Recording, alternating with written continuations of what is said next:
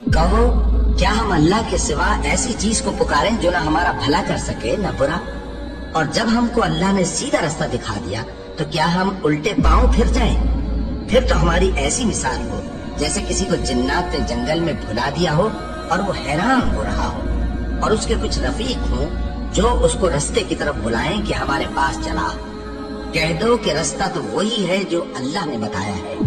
اور ہمیں تو یہ حکم ملا ہے کہ ہم اللہ رب العالمین کے فرما بردار بنیں، اور یہ بھی کہ نماز پڑھتے رہو اور اس سے ڈرتے رہو،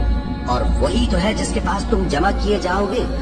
اور وہی تو ہے جس نے آسمان اور زمین کو تدبیر سے پیدا کیا ہے، اور جس دن وہ فرمائے گا کہ ہو جا تو حشر برپا ہو جائے گا،